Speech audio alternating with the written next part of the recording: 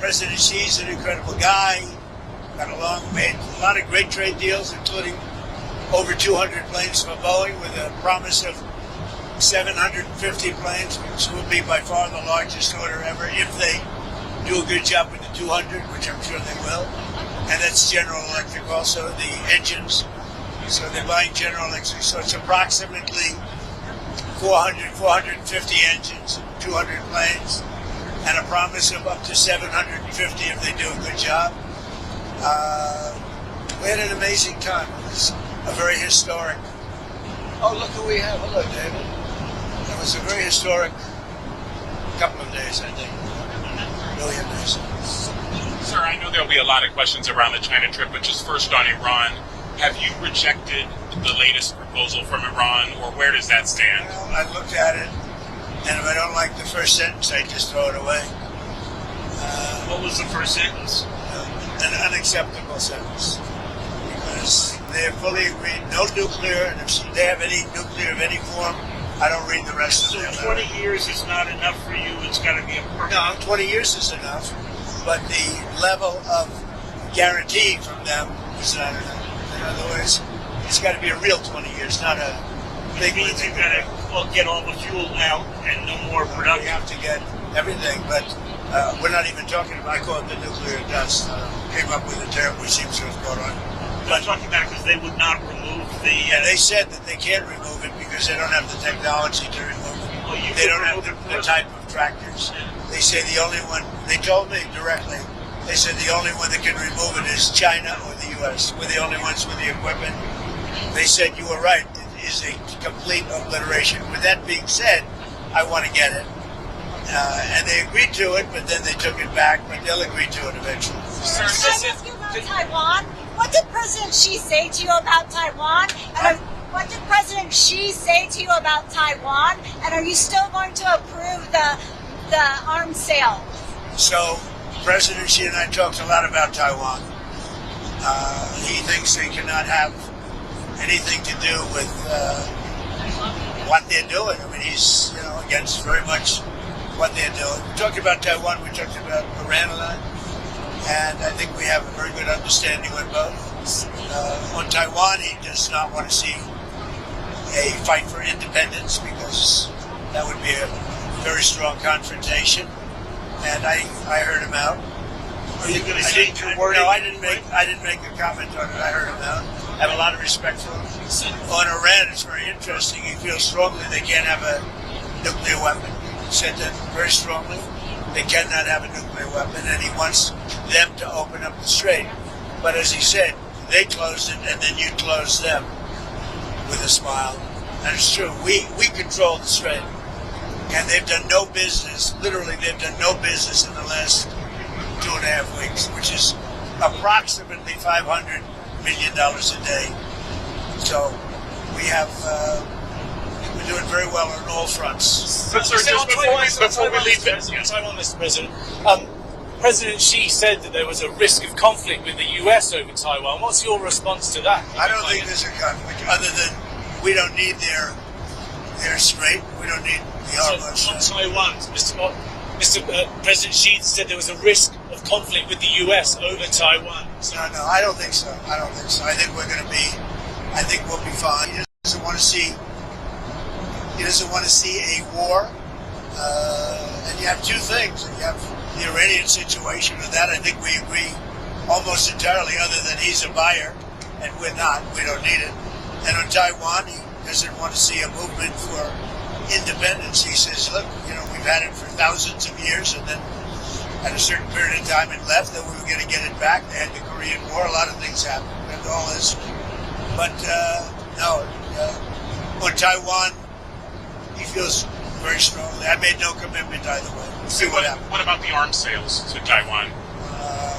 I'll make a determination over the next fairly short period. You're not necessarily going to go ahead. It was your proposal. Make a determination. I'm going to see. I have to speak to the person that right now is, you know who he is, that's running Taiwan. Mr. President, did President Xi make any firm commitment to put pressure on the Iranians to reopen the Strait of Hormuz?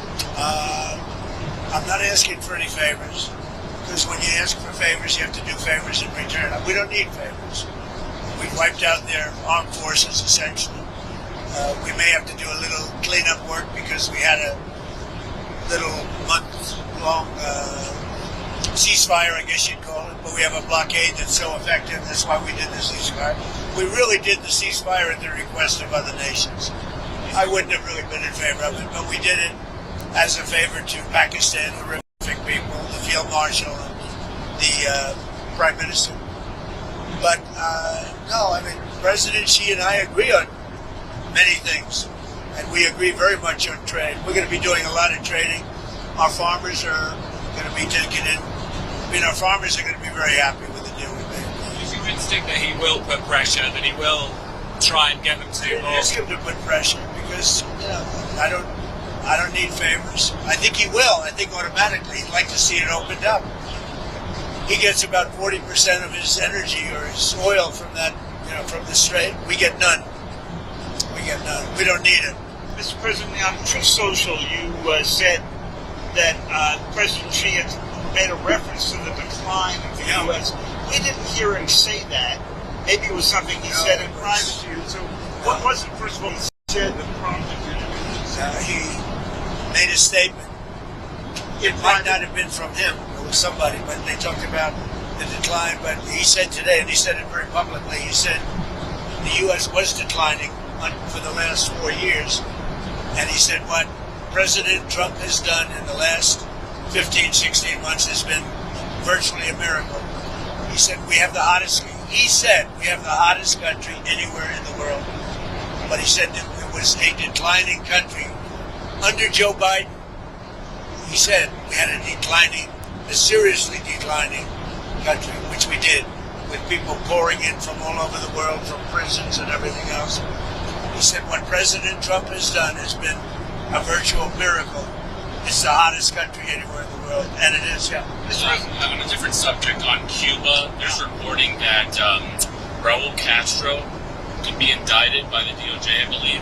What does that mean? Well, I don't want to comment on that. I'll let DOJ comment on it. But they need help, as you know. And you talk about a declining country. They are really a nation or a country in decline. So we're going to see. We have a lot to talk about on Cuba, but not maybe for today. Tariffs, Mr. President. Did you agree with President Xi to extend that year-long truce on tariffs? We didn't discuss tariffs. I mean, they're paying tariffs. They're paying substantial tariffs, but we didn't discuss it. Before I came along, it was the opposite. We didn't discuss tariffs. How come? It wasn't brought up. Mr. President, you said in January to us that you were going to bring up the expansion of their nuclear program. Obviously, they've got 600 weapons now by the Pentagon's estimate, going to 1,500. Did that come up? Did you succeed in getting them into any form of arms control? Or remember we discussed New You're talking about China. China. We brought it up. The denuclearization. I talk about it all the time with Russia and with China. And it did come up. We did discuss it. And what did you conclude? I got a very positive response since the beginning. We're going to be together 4 times, potentially, this year. We have the G20, which he wants to come to, which I'd like him to come to. It's going to be in Miami. It's going to be in Doral. And it's going to be, I think, very good. Much more important if he's there. And so you have the G20. We have one that he has, as you know, in November, Right. in China. He's asked me to be there. I'm going to try and be there. And then we have another one on September, I guess, 26th or 24th, where he's coming into the White House. I'm trying to understand what it is he committed to, if he committed anything. Well, I don't want to say anybody committed, but we have a very good understanding. So are you the concept of denuclearization. Denuclearization, or just an extension Well, no, of the a denuclearization. In other words, building down. And you bring Russia into it also.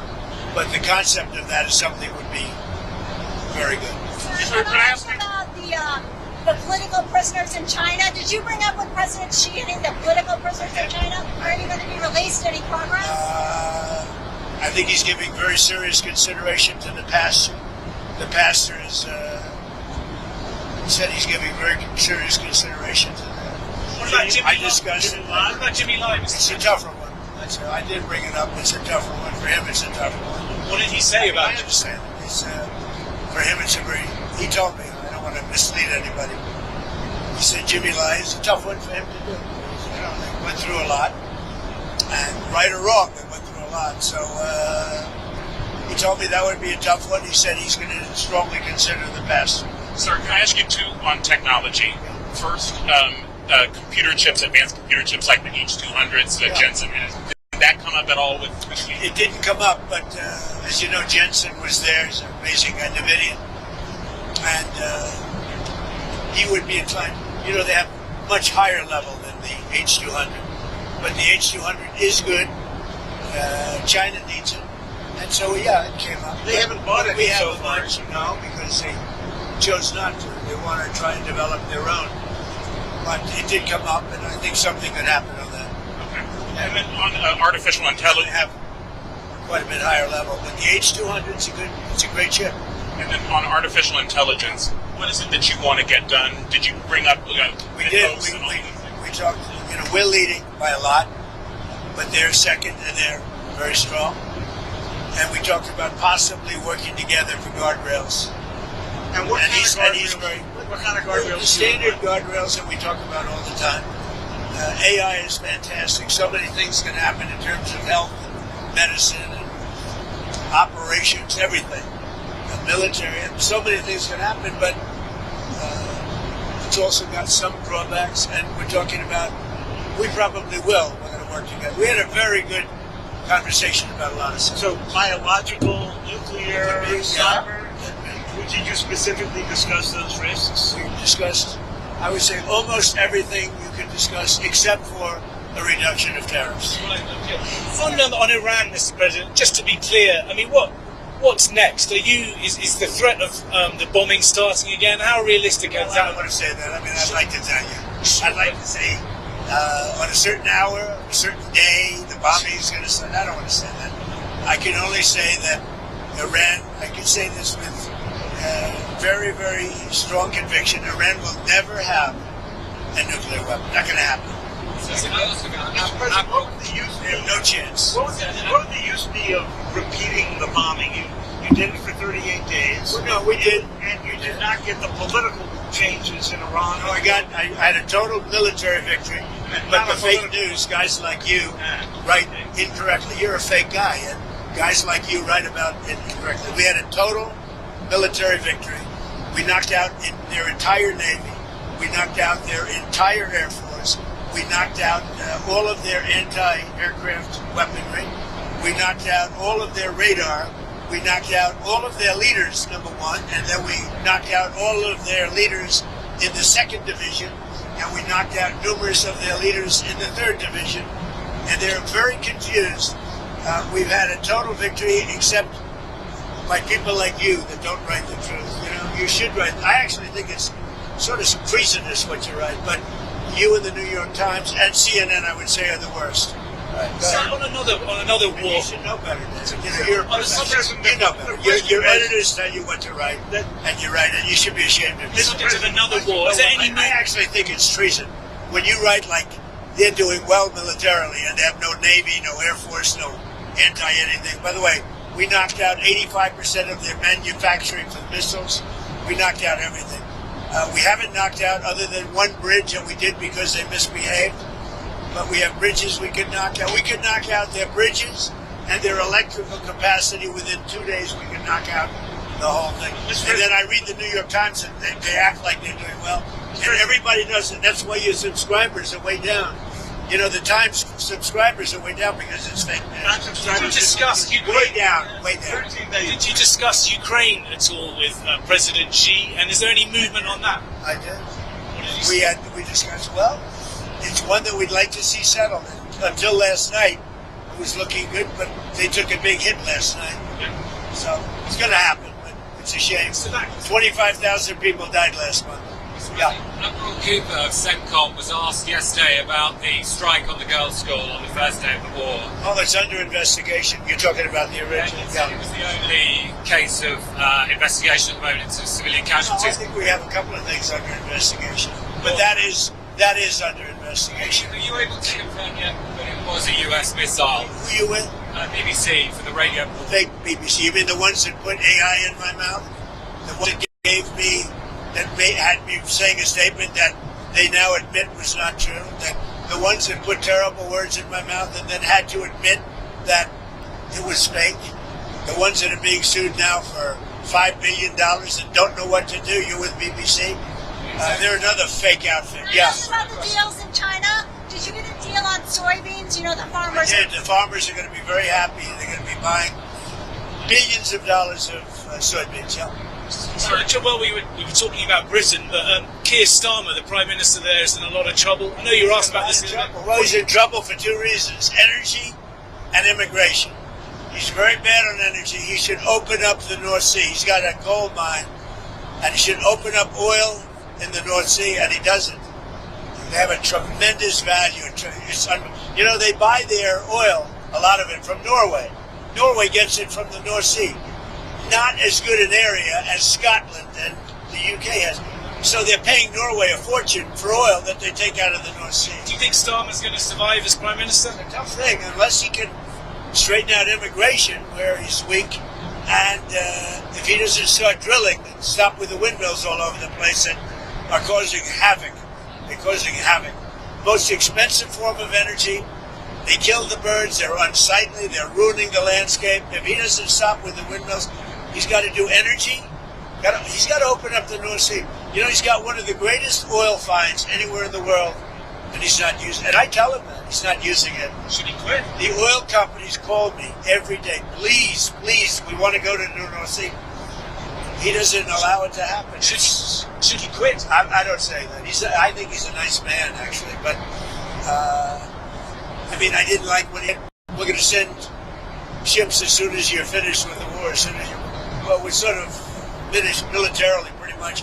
But we, you know, David, we finished probably 70-75%. We didn't finish every one of the things. We'll go back and finish them off. Sir, and by the way, and more than that. you saw the reporting on the missile capability, missile launchers that have remained. Does that seem accurate to you? No, it's New York Times fake news. The missile launches are probably 80% gone. The New York Times said it's like we were hitting them like pinatas. The missile launches are largely gone. The manufacturing of missiles is about 80%, 80 to 85% gone. And we know where the rest of it. So if we go in, we'll take that out very early. The intelligence reports seem to indicate, though, that there are no intelligence reports. Not for they weren't intelligence reports. They were New York Times fake news. Sir, would you consider lifting the sanctions on Chinese oil companies that buy Iranian oil? Well, we talked about that, and I'm going to make a decision over the next few days. We did talk about that. Do you think Xi felt stronger in his dealings with you than he did the last time that you had a great relationship last time until COVID came along? You know, I blame them for that. I said it was Wuhan, and I was right. And you know, look, that was a strain on everybody, COVID, and so it affected our relationship at the time. But we always had a great relationship before that and after that, and now it's as strong as ever. I mean, I went over to where he lives, which is something that rarely happens. Were you there? I don't know. it was beautiful. It's amazing. People have never seen it before. It's amazing, actually. We had lunch. We have a great understanding. You don't think he feels it's a very positive thing to have these two nations getting along. Mr. President, on Taiwan, you said you were going to check with the president of Taiwan. But the 1982 assurances that President Reagan gave said the United States would not consult with China on arms sales to Taiwan. So it sounds to me like you have consulted well, I with think China. 1982 is a long way. It was? That's a big far distance You away. dispensed with that? No, I didn't say anything about it. But certainly, he brought that up. He talked about that to me, obviously. So what am I going to do? Say I don't want to talk to you about it? Because I have an agreement that was signed in 1982. No, we discussed arms sales too. And what's his request? We discussed the Taiwan, the whole thing with the arms sales was in great detail, actually. And I'll be making decisions. What was his request? But, I think the last thing we need right now is a war that's 9,500 miles away. I think that's the last thing we need. We're doing very well. Would the US defend Taiwan if it came to it? I don't want to say it. I'm not going to say that. There's only one person that knows that. You know who it is? Me. I'm the only person. That question was asked to me today by President Xi. I said, I don't talk about those He things. asked you today. He asked you if you would send troops, if you would He asked me if I defend them. I said, I don't talk about that. You tell him that. I don't talk. Did you talk